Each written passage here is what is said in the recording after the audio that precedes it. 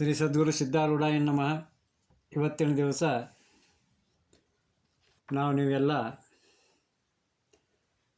ಹೆಂಡತಿಯ ಬಗ್ಗೆ ಇರ್ತಕ್ಕಂಥ ಒಂದು ವಿಶಿಷ್ಟ ಪಾತ್ರಗಳನ್ನು ಶರೀಫ್ ಸಾಹೇಬರು ತಮ್ಮ ಈ ಒಂದು ಪದ್ಯದೊಳಗೆ ವರ್ಣನೆಯನ್ನು ಮಾಡ್ಯಾರ. ಅದನ್ನು ನಾವಿವತ್ತು ಚಿಂತನೆ ಮಂಥನ ಮಾಡೋಣಂತ. ನನ್ನ ಹೇನತಿ ನಿನ್ನ ಹೆಸರೇ ನೇಳಲಿ ಗುಣವಂತಿ.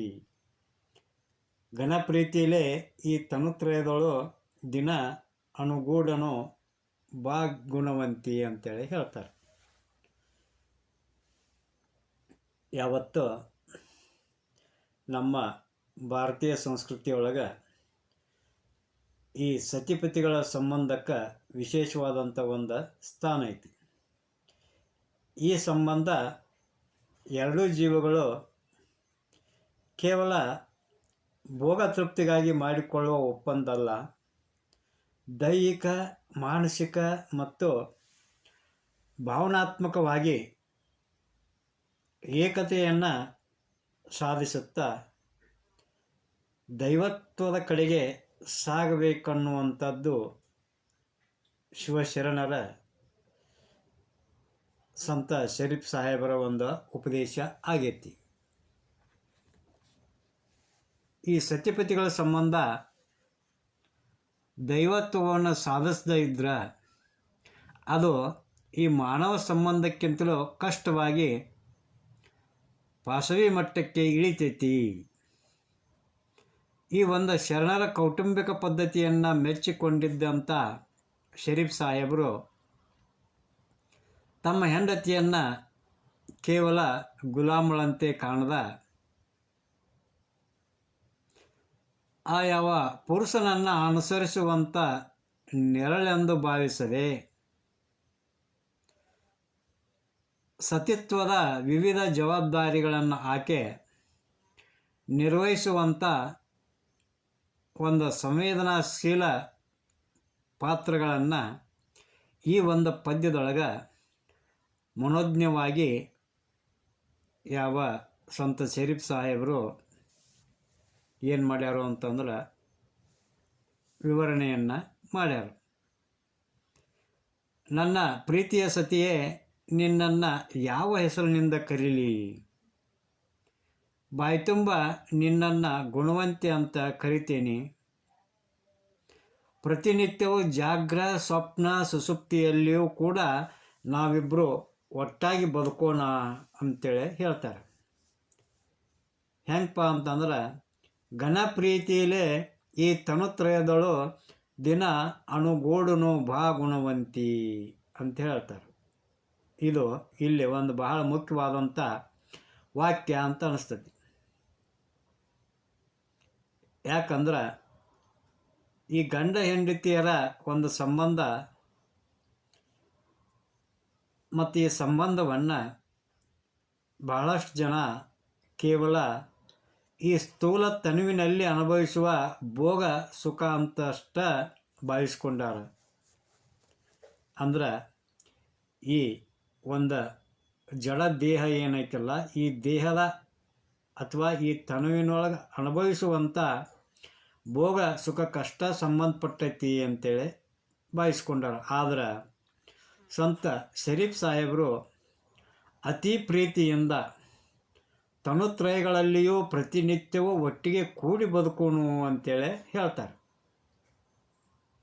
ಅಂದ್ರೆ ತನುತ್ರಯ ಅಂತಂದ್ರೆ ಕೇವಲ ಜಾಗರಣಾವಸ್ಥೆ ಅಷ್ಟೇ ಅಲ್ಲ, ಕನಸು ಮನಸ್ಸಿನೊಳಗೂ ಸಹಿತ ಪರಸ್ತ್ರೀಯನ್ನು ಅಥವಾ ಪರಪುರುಷನನ್ನು ನೆನೆಸದ ಮೂರವಸ್ಥೆಗಳಲ್ಲಿಯೂ ಯಾವ ಜಾಗರಣೆ, ಸ್ವಪ್ನ ಮತ್ತು ಸುಸುಪ್ತಿ ಅಂತಕ್ಕಂಥ ಈ ಮೂರು ಅವಸ್ಥೆಯೊಳಗೂ ಪರಸ್ಪರರು ಪ್ರೀತಿಯಿಂದ ಬದುಕಬೇಕು ಅಂತಕ್ಕಂಥ ಒಂದು ಸಂತ ಶರೀಫ್ ಸಾಹೇಬರ ಉಪದೇಶ ಆಗೈತಿ. ಇನ್ನು ಹೆಂಡತಿಗಿರಬೇಕಾದಂಥ 6 ಗುಣಗಳಲ್ಲಿ ಒಂದು ಭೋಜ್ಯೇಶು ಮಾತಾ ಅನ್ನುವಂಥದ್ದು ಆಗೈತಿ. ಅಂದ್ರೆ ಆ ಹೆಂಡತಿ ಆಗಿರ್ತಕ್ಕಂಥವಳು ಗಂಡನಿಗೆ ಊಟಕ್ಕೆ ನೀಡುವಂಥ ಸಂದರ್ಭದೊಳಗೆ ಒಂದು ತಾಯಿಯ ಪ್ರೀತಿಯನ್ನು ಆ ಹೆಂಡತಿ ತೋರಿಸ್ತಾಳು ಅಂತಕ್ಕಂಥದ್ದು ಇದು ಮೊದಲನೇ ಅರ್ಥ. ಆದ್ರೆ ಆ ಶರೀಫ್ ಸಾಹೇಬರು ಕನ್ಯೆಯನ್ನು ನೋಡಿದಾಗ ಅವರಿಗೆ ಆಕೆಯಲ್ಲಿ ತಾಯ್ತನವೇ ಕಂಡು ಬಂದದ. ಅದಕ್ಕೆ ಅವರು ಮೊದಲಿಗೆ ತಾಯಾದೆ ಅಂತೇಳಿ ಪದವನ್ನು ಬಳಸ್ಯಾರ.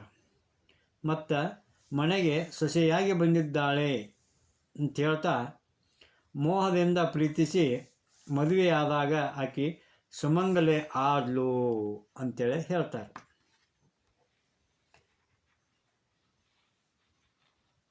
ಹೆಂಗಂದ್ರೆ ಮೊದಲಿಗೆ ತಾಯಿಯಾದೆ ನನ್ನ ಹೇನತಿ, ಮತ್ತೆ ಸದನಕ ಸೊಸೆಯಾದೆ ನನ್ನ ಹೇನತಿ, ಮುದದಿಂದ ಮೋಹಿಸಿ ಮದುವೆಯಾದವನಿಗೆ ಮಂಗಳ ಎಂದೆನಿಸಿದಿ ನನ್ನ ಹೆಂಡತಿ ಅಂತ ಹೇಳ್ತಾರೆ. ಮುಂದೆ ಅತ್ತಿಗೆ ನಾದಿನಿ ನನ್ನ ಹೆಂಡತಿ, ನಮ್ಮತ್ಯಾಗಿ ನಡೆದಿಯೇ ನನ್ನ ಹೆಂಡತಿ, ತುತ್ತು ನೀಡಿ ಎನ್ನೆತ್ತಿ ಆಡಿಸಿದಿ ಹೆತ್ತವ್ವ ನೆನೆಸಿದಿ ನನ್ನ ಹೆಂಡತಿ ಅಂತ ಹೇಳ್ತಾರೆ. ಅಂದ್ರೆ ಇತರೆ ಅಣ್ಣ ತಮ್ಮಂದಿರಿಗೆ, ಅಕ್ಕ ತಂಗಿಯರಿಗೆ, ಅತ್ತಿಗೆ ನಾದಿನಿ ಸಂಬಂಧವಾಗಿ ಪಾತ್ರವನ್ನು ನಿರ್ವಹಿಸುವಂಥ ಹೆಂಡತಿ ಕೆಲ ಸಂದರ್ಭದೊಳಗೆ ಗಂಡನನ್ನು ತಿದ್ದುವಾಗ, ಹೊಸ ವಿಷಯಗಳನ್ನು ಕಲಿಸುವಾಗ ಕಟ್ಟುನಿಟ್ಟಾದ ನಿಯಮಗಳನ್ನು ಅನುಸರಿಸಿ ಅವಳು ಗಂಡನ ಜೊತೆಗೆ ಅತ್ತೆಯಂತೆಯೂ ಸಹ ನಡೆದುಕೊಳ್ತಾಳು. ಇಷ್ಟೇ ಅಲ್ಲದ ಹೊತ್ತಿಗೆ ತುತ್ತನ್ನು ಉಣಿಸಿ ಹೆತ್ತ ತಾಯಿಯಂತೆ ಆ ಗಂಡನನ್ನು ಜೋಪಾನ ಮಾಡ್ತಾಳು. ಗೃಹಸ್ಥರಾದಂಥವರು ಅಂದರೆ ಪ್ರಾಪಂಚಿಕರಾದಂಥ ನಾವು ಈ ಒಂದು ವಿಷಯವನ್ನು ಚೆನ್ನಾಗಿ ನೆನಪಿನೊಳ್ಳೆ ಇಟ್ಕೋಬೇಕು. ಸಣ್ಣವರಿದ್ದಾಗ ತಾಯಿ ಕೈತುತ್ತು ಕೊಟ್ಟು ನಮ್ಮನ್ನು ಸಾಕ್ತಾಳು.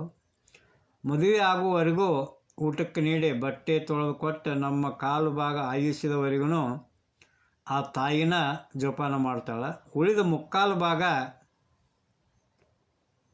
ಗಂಡನನ್ನು ಜೋಪಾನ ಮಾಡುವವಳು ಹೆಂಡತಿನ ಆಗಿರ್ತಾಳೆ. ಇಂಥ ಒಂದು ಹೆಂಡತಿಯನ್ನು ತಾಯಿ ಸಮಾನವಾಗಿ ನೋಡಿಕೊಳ್ಳುವಂಥವನ ಶ್ರೇಷ್ಠವಾದ ಮತ್ತು ನಿಜವಾದ ಗಂಡ ಅಂತೇಳಿ ಇಲ್ಲೇ ಶರೀಫ್ ಸಾಹೇಬರು ಹೇಳ್ತಾರೆ. ಇನ್ನು ಮೂರನೇ ನುಡಿಯೊಳಗೆ ಚಿಕ್ಕಮ್ಮನ ಸರಿ ನನ್ನ ಹೇನತಿ ಎನಗೆ ತಕ್ಕವಳೆನಿಸಿದ ನನ್ನ ಹೇನತಿ ಅಕ್ಕರದಲ್ಲಿ ಅನಂತ ಕಾಲದೇ ನಮ್ಮ ಅಕ್ಕ ನೆನೆಸಿದೆ ನೀ ನನ್ನ ಹೇನತಿ ಅಂತ ಹೇಳ್ತಾರೆ. ಅಂದ್ರೆ ಶರೀಫ್ ಸಾಹೇಬರು ಇಲ್ಲಿ ಹೆಂಡತಿಯನ್ನು ಎರಡನೇ ತಾಯಿ ಅಂತೇಳಿ ಕರೆದಾರ. ಈ ಒಂದು ಕಾರಣದಿಂದಲ ಚಿಕ್ಕಮ್ಮನೇ ಸರಿ ನನ್ನ ಹೆಂಡತಿ ಅಂತೇಳಿ ಹೇಳ್ಯಾರ. ಆ ಸಂತ ಶರೀಫ್ ಸಾಹೇಬರ ಹೆಂಡತಿ ಫಾತಿಮಾ ಶರೀಫರಿಗೆ ಯೋಗ್ಯಳಾದ ಸಹಧರ್ಮಿಣಿಯಾಗಿ ಅವರ ಎಲ್ಲ ಚಟುವಟಿಕೆಗಳಿಗೂ ಪ್ರೋತ್ಸಾಹದಾಯಕಳಾಗಿ ತಾನು ಜೊತೆ ಇದ್ದಂಥ ಸ್ವಲ್ಪ ದಿನದಲ್ಲಿಯೇ ಎಲ್ಲ ರೀತಿಯ ಅಕ್ಕರೆ ಪ್ರೀತಿಗಳನ್ನು ತೋರಿಸಿ ಕೇವಲ ಹೆಂಡತಿ ಅಷ್ಟ ಅಲ್ಲ, ಶರೀಫರ ವರ್ಣನೆಯನ್ನಾಗಿ ವಿಶೇಷ ವ್ಯಕ್ತಿಯಾಗಿ ನಿಂತಾಳು. ಕುಟುಂಬದ ಎಲ್ಲ ಸಂಬಂಧಗಳನ್ನು ಆಕೆಗೆ ಅನ್ವಯಿಸಿ ಎಷ್ಟು ಹಾಡಿದ್ರೂ ಶರೀಫ್ ಸಾಹೇಬರಿಗೆ ತೃಪ್ತಿ ಇಲ್ಲ. ಆಕೆ ತೋರುವಂಥ ಅಕ್ಕರೆಯು ಒಬ್ಬಳು ಅಕ್ಕ ತಮ್ಮನ ಮೇಲೆ ತೋರುವ ಅಕ್ಕರೆಯನ್ನು ಶರೀಫ್ ಸಾಹೇಬರಿಗೆ ಇಲ್ಲೇ ನೆನಪು ಮಾಡಿ ಕೊಡ್ತೈತಿ. ಕೌಟುಂಬಿಕ ಜೀವನಕ್ಕೆ ಒಳ್ಳೆಯ ಹೆಂಡತಿಯ ಶೃಂಗಾರ. ಸರ್ವಜ್ಞ ಒಂದು ವಚನದೊಳಗೆ ಹೇಳ್ತಾನೆ, ವೆಚ್ಚಕ್ಕೆ ಹೊನ್ನಾಗಿ ಬೆಚ್ಚನೆಯ ಮನೆಯಾಗಿ ಇಚ್ಛೆ ಅರಿತು ನಡೆಯುವ ಸತಿಯಿದ್ದರೆ ಸ್ವರ್ಗಕ್ಕೆ ಕಿಚ್ಚು ಹಚ್ಚೆಂದ ಸರ್ವಜ್ಞ. ಅಂದ್ರೆ ಈ ಒಂದು ಸರ್ವಜ್ಞರ ವಚನವೂ ಸಹಿತ ಶರೀಫ್ ಸಾಹೇಬರ ಮಾತನ್ನು ಅನುಮೋದನೆಯನ್ನು ಮಾಡ್ತೈತಿ. ಇನ್ನು 4ನೇ ನುಡಿ ಒಳಗೆ ಬಾಳೊಂದು ಚೆಲುವಿಕೆ ನನ್ನ ಹೆಂಡತಿ, ಆಳಾಪ ಕೇಳಿಸಿದೆ ನನ್ನ ಹೆಂಡತಿ, ಜಾಳ ಮತವಲ್ಲವೋ ಜಗದಳು ಮೋಹಿಸಿ, ಸೂಳೆ ಎಂದೆನಿಸಿದೆ ನನ್ನ ಹೆಂಡತಿ ಅಂತ ಹೇಳ್ತಾರೆ. ಅಂದ್ರೆ ಒಬ್ಬರ ಮನಸ್ಸನ್ನು ಒಬ್ಬರು ಅರ್ಥ ಮಾಡಿಕೊಂಡ ನಡೆಯುವಂಥ ಸತಿಪತಿಗಳಿದ್ರೆ, ಗಂಡ ಹೆಂಡತಿ ಇದ್ರೆ ಅದೇ ಕುಟುಂಬದ ಚೆಲುವು ಶೃಂಗಾರ. ಅಕಸ್ಮಾತ್ ಅವರಿಬ್ಬರೇ ನಡುವೆ ನಡೆಯುವ ಆಲಾಪ, ಪ್ರೇಮಪೂರಿತ ಸಂಭಾಷಣೆ ಅದು ಪರಮಾತ್ಮನಿಗೆ ಪ್ರಿಯವಾದಂಥ ಮಂತ್ರ ನಿನಾದ. ಇಂಥ ದಂಪತಿಗಳು ಅನುಭವಿಸುವ ಪ್ರೇಮ ಸುಖಕ್ಕೆ ಹೋಲಿಕೆ ಕೊಡುವುದು ದುಸ್ಸಾಧ್ಯದ ಸಂಗತಿ ಅಂತೇಳಿ ಶರೀಫರು ಹೇಳ್ತಾರೆ. ಏನು ಹೇಳ್ತಾರೋ ಅಂತಂದ್ರೆ, ನಾನು ಹೇಳುವ ಮಾತು ಸುಳ್ಳಲ್ಲ, ಹುಸಿಯಲ್ಲ. ತನುವಿಗೆ ಭೋಗ ಸುಖ ನೀಡುವುದರಲ್ಲಿ ನೀನು ಸೂಳೆ ಎನಿಸಿದೆ. ಸತಿಯಲ್ಲಿರಬೇಕಾದ 6 ಗುಣಗಳನ್ನು ವಿವರಿಸುತ್ತಾ ಭಾಷ್ಯಕಾರರು ಏನು ಹೇಳ್ತಾರೋ ಅಂತಂದ್ರೆ, ಶಯನೇಶು ವೇಶ್ಯ ಅಂತೇಳಿ ಹೇಳ್ತಾರೆ. ಇನ್ನು 5ನೇ ನುಡಿ ಒಳಗೆ ಮಂಗಳ ರೂಪನು ನನ್ನ ಹೆಂಡತಿ, ಅರ್ಧಾಂಗಿ ಎನಿಸಿದೆ ನನ್ನ ಹೆಂಡತಿ, ತುಂಗ ಶಿಶುನಾಳ ಮಂಗಳಾತ್ಮನಿಗೆ ಅಂಗಜ ಶಿಶುವಾದೆ ನನ್ನ ಹೆಂಡತಿ ಅಂತ ಹೇಳ್ತಾರೆ. ಅಂದ್ರೆ ಮುತ್ತೈದೆಗೆ ಭಾರತೀಯ ಸಂಸ್ಕೃತಿಯಲ್ಲಿ ದೇವಿಯ ಸ್ಥಾನವಿದೆ. ಈ ಕಾರಣದಿಂದ ನೀನು ಮಂಗಳ ಸ್ವರೂಪಳು ಅಂತೇಳಿ ಶರೀಫ್ ಸಾಹೇಬರು ಇಲ್ಲೇ ಹಾಡೆ ಹೊಗಳ್ಯಾರ. ಹೆಂಡತಿಗೆ ಇನ್ನೊಂದು ಹೆಸರು ಏನಪ್ಪ ಅಂತಂದ್ರೆ ಅರ್ಧಾಂಗಿ. ಅಂದ್ರೆ ಇದ ಒಂದು ಉದ್ದೇಶದಿಂದ ಶಿವನನ್ನು ಅರ್ಧನಾರೀಶ್ವರ ಅಂತೇಳಿ ಕರೀತಾರೆ. ಈ ಅರ್ಥದೊಳಗನ ಪ್ರೇಮದ ಪುತ್ಥಳಿಗಳಾದಂಥ ಸತಿಪತಿಗಳು ದೇಹ ಎರಡಾದರೂ ಆತ್ಮ ಒಂದೇ ಅಂತಕ್ಕಂಥ ಭಾವದೊಳಗೆ ಬದುಕ್ತಾರೋ. ಈ ಒಂದು ಮಟ್ಟಕ್ಕೆ ಏರಿತ್ತು ಶರೀಫರ ದಾಂಪತ್ಯ ಅಂತೇಳಿ ಹೇಳ್ತಾರೆ. ಇನ್ನು ಕೊನೆಯದಾಗಿ ಏನು ಹೇಳ್ತಾರೋ ಅಂತಂದ್ರೆ, ಮಂಗಳಾತ್ಮಕನಾದಂಥ ಪರಮಾತ್ಮನ ಕೃಪೆ ಪಡೆದ ನೀನು ಅಂಗಜನ ಶಿಶು ಅಂತ ಹೇಳ್ತಾರೆ. ಅಂಗಜ ಅಂದ್ರೆ ಕಾಮ. ಕಾಮದ ಶಿಶುವಾಗಿ ನೀನು ನನ್ನ ಹೆಂಡತಿಯಾಗಿದ್ದಿ ಅಂತೇಳಿ ಹೇಳ್ತಾರೆ. ಪ್ರತಿಯೊಬ್ಬ ಒಂದು ಗೃಹಸ್ಥರು ಈ ಪದ್ಯವನ್ನು ಓದಿಕೊಂಡು ತಮ್ಮ ಜೀವನದೊಳಗೆ ಅನುಷ್ಠಾನಕ್ಕೆ ತಂದದ್ದ ಆದ್ರೆ ಅಜ್ಞಾನ ಮತ್ತು ಅಹಂಕಾರದಿಂದ ಹುಟ್ಟಿದಂಥ ಕೌಟುಂಬಿಕ ಜಗಳಗಳು ಕಡಿಮೆ ಆಕ್ಕವು. ಇನ್ನು ನ್ಯಾಯಾಲಯದೊಳಗೆ ಹೂಡಿದಂಥ ಮೊಕದ್ದಮೆಗಳ ಸಂಖ್ಯೆಯು ಇಳಿಮುಖ ಆಕ್ಕತಿ ಅಂಥೇಳಿ ಇಲ್ಲೇ ನಾವು ಹೇಳ್ಬೋದು. ಯಾಕಂದ್ರೆ ಗಂಡ ಹೆಂಡರಿಬ್ಬರು ನಾ ಹೆಚ್ಚು ಅಂತೇಳಿ ಅಹಂಕಾರದೊಳಗೆ ಬಿದ್ದ ತಮ್ಮ ಕೌಟುಂಬಿಕ ಜೀವನವನ್ನು ಕಲಹವನ್ನಾಗಿಸಿ ಇವತ್ತಿನ ದಿವಸ ಬಹಳಷ್ಟು ಜನ ಕೋರ್ಟಿಗೆ ಡಿವೋರ್ಸ್ ಅಂತೇಳಿ ಅಥವಾ ಬಿಡುಗಡೆಗಾಗಿ ಹೋಗ್ತಕ್ಕಂಥದ್ದು ತಪ್ತತಿ ಅಂಥೇಳಿ ಇಲ್ಲಿ ನಾವು ಒಂದು ಶರೀಫರ ತತ್ವವನ್ನು ಅನುಸರಿಸಿದ್ರೆ ಪ್ರತಿಯೊಬ್ಬ ಪ್ರಾಪಂಚಿಕರಿಗೂ ಒಂದು ಒಳ್ಳೆಯ ಸಂದೇಶ ಉಪದೇಶ ಆಕ್ಕತಿ ಅಂತ ಹೇಳೋದ್ರೊಳಗೆ ಎರಡು ಮಾತಿಲ್ಲ. ಇಲ್ಲ ಈ ಅಹಂಕಾರ ಅಂತಕ್ಕಂಥದ್ದನ್ನು ನಾನು ಅಂತಕ್ಕಂಥದ್ದನ್ನು ಸಂಸಾರದೊಳಗೆ ಬದಿಗೊತ್ತಿ ಸಂಸಾರದೊಳಗೆ ಜಗಳವನ್ನು ಭಿನ್ನಾಭಿಪ್ರಾಯವನ್ನು ಹೆಂಗೆ ಕಡಿಮೆ ಮಾಡ್ಕೋಬೇಕು ಅಂತಕ್ಕಂಥ ಒಂದು ವಿಚಾರಕ್ಕೆ ಒಂದು ದೃಷ್ಟಾಂತವನ್ನು ನಿಮಗೆ ಇಲ್ಲೇ ಹೇಳೋಕೆ ನಾನು ಬಯಸ್ತೇನೆ. ಏನು ಅಂತಂದ್ರೆ, ಒಂದು ಊರಾಗ ಇಬ್ಬರು ಗಂಡ ಹೆಂಡತಿ ಇದ್ದರು, ರೈತ ಕುಟುಂಬ. ಗಂಡನ ಕಂಡ್ರೆ ಹೆಂಡ್ತಿಗೆ ಅಕ್ಕಿದ್ದಿಲ್ಲ, ಹೆಂಡ್ತಿ ಕಂಡ್ರೆ ಗಂಡಂಗೆ ಅಕ್ಕಿದ್ದಿಲ್ಲ. ಹಂಗೆ ಜೀವನ ನಡೆದಿತ್ತು. ಆವಾಗ ಪ್ರತಿದಿನ ಗಂಡ ಹೊರಗಿನಿಂದ ಮನೆಗೆ ಬಂದ ಅಂತಂದ್ರೆ ಬೇಕು ಅಂತಲೂ ಬರ್ತಿದ್ದ ಅವಾಚ್ಯ ಶಬ್ದಗಳಿಂದ. ಅವ ಬೇಯಕ್ಕೆ ಚಲೋ ಮಾಡಿದ ಅಂತಂದ್ರೆ ಈ ಅಡುಗೆ ಮನೆಯೊಳಗೆ ಅಡುಗೆ ಮಾಡ್ತಕ್ಕಂಥ ಹೆಂಡ್ತಿ ಈಕಿ ಒಳ್ಳೆ ಅವನಿಗೆ ತದ್ವಿರುದ್ಧವಾದ ಬೈಗುಳಗಳನ್ನು ಬೈತಿದ್ಲು. ಹಿಂಗೆ ಪ್ರತಿದಿನ ಜಗಳದಿಂದನೇ ಅವರ ಜೀವನ ಪ್ರಾರಂಭಕ್ಕಿತ್ತು, ಜಗಳದಿಂದನೇ ಮುಕ್ತಾಯ ಆಕ್ಕಿತ್ತು. ಇಂಥ ಸಂದರ್ಭ ಇದ್ದಾಗ ಅವ ಬೇಕಂತನೇ ಪಡಸಾಲಿ ಒಳಕೊಂಡಿರ್ತಿದ್ದ. ಈ ಹೆಣ್ಮಗಳು ಬೈಕೊಂತನ ಅವನಿಗೆ ಊಟಕ್ಕೆ ನೀಡ್ತಿದ್ಲು, ಊಟ ಮಾಡ್ತಿದ್ದ. ಹಿಂಗೆ ಒಟ್ಟಿನ ಮ್ಯಾಲೆ ಜಗಳದ ಜೊತೆಗೇ ಇವ್ರ ಸಂಸಾರ ನಡೆದಿತ್ತು. ಅಂಥ ಒಂದು ಊರಿಗೆ ಒಬ್ಬರು ಅಲ್ಲೇ ಮಹಾತ್ಮರು ಶಾಸ್ತ್ರ ಪ್ರವಚನಕ್ಕೆ ಬಂದರು. ಆವಾಗ ಆ ಹೆಣ್ಮಗಳು ಪ್ರತಿ ದಿವಸ ಆ ಒಂದು ಶಾಸ್ತ್ರ ಪ್ರವಚನ ಕೇಳಕ್ಕೆ ಹೋಗಿದ್ಲು. ಆಕೆ ಒಂದು ದಿವಸ ವಿಚಾರ ಮಾಡಿದ್ಲು, ಈ ಮಹಾತ್ಮರ ಅಂತ್ಯಕ್ಕೆ ನಾನು ನನ್ನ ಗಂಡನ ನ್ಯಾಯ ಹೇಳಿ ಆ ಗಂಡ ಸುಮ್ಮನಿರುವಂಗೆ ಏನಾರ ಮಾಟ ಮಂತ್ರ ಮಾಡಿಸ್ಬೇಕು ಅಂತೇಳಿ ತಿಳ್ಕೊಂಡು ವಿಚಾರ ಮಾಡಿ ಆ ಒಬ್ಬ ಮಹಾತ್ಮರ ಹತ್ರ ಹೊಕ್ಕಾರ. ಹೋದಾಗ ಆ ಹೆಣ್ಮಗಳು ತನ್ನ ಗಂಡನ ಜಗಳ ಆ ಮಹಾತ್ಮರ ಮುಂದೆ ಅಂದ್ರೆ ಆ ಸ್ವಾಮಿಗಳ ಮುಂದೆ ಹೇಳ್ತಾಳು. ಆವಾಗ ಆ ಸ್ವಾಮಿಗಳು ಏನು ಹೇಳ್ತಾರೋ ಅಂತಂದ್ರೆ, ಅಥವಾ ನಿನ್ನ ಗಂಡ ಭಾಳ ಕಿಡಿಗೇಡಿದ್ದಂಗೆ ಅಂತಾನು, ಅವನು ಬಾಯಿ ಬಂದ್ ಮಾಡು ಅಂತೇಳಿ ಅಂತೇಳಿ ತಿಳ್ಕೊಂಡು ಏನು ಮಾಡ್ತಾರೋ ಅಂತಂದ್ರೆ ಅಲ್ಲಿದ್ದಂಥ ತಮ್ಮ ಶಿಷ್ಯನ ಕರೆದ ಈ ಹೆಣ್ಮಗಳಿಗೆ ಆ ಒಂದು ಔಷಧ ಬಾಟ್ಲಿ ಐತಲ್ಪ, ಆ ಬಾಟ್ಲಿ ತಂದು ಕೊಡು ಅಂತೇಳಿ ಹೇಳ್ತಾರೆ. ಆವಾಗ ಅಲ್ಲಿ ಸೇವೆ ಮಾಡುವಂಥ ಶಿಷ್ಯ ಆ ಒಂದು ಔಷಧಿಯ ಬಾಟಲಿಯನ್ನು ತಂದ ಆ ಹೆಣ್ಮಗಳ ಕೈಯಾಗ ಕೊಡ್ತಾನೆ. ಕೊಟ್ಟಾಗ ಆ ಸ್ವಾಮಿಗಳು ಹೇಳ್ತಾರೋ, ನೋಡ್ತಾಯಿ, ನಿನ್ನ ಗಂಡ ಬೈಕೊಂತ ಮನ್ಯಾಗ ಒಳಗೆ ಬಂದ ಅಂತಂದ್ರೆ ನೀನು ಈ ಬಾಟ್ಲಿ ಮುಚ್ಚಳವನ್ನು ತೆಗೆದ ಈ ಬಾಟ್ಲಿ ಬಾಯೊಳಗೆ ಇಟ್ಕೋ, ಆದ್ರೆ ಆ ಬಾಟಲಿ ಒಳಗಿದ್ದಂಥ ಔಷಧಿ ಮಾತ್ರ ಕುಡಿಬಾರ್ದು ಅಂತೇಳಿ ಹೇಳಿ ಕಳಿಸ್ತಾರೆ. ಇದರಂತ ಆ ಹೆಣ್ಮಗಳು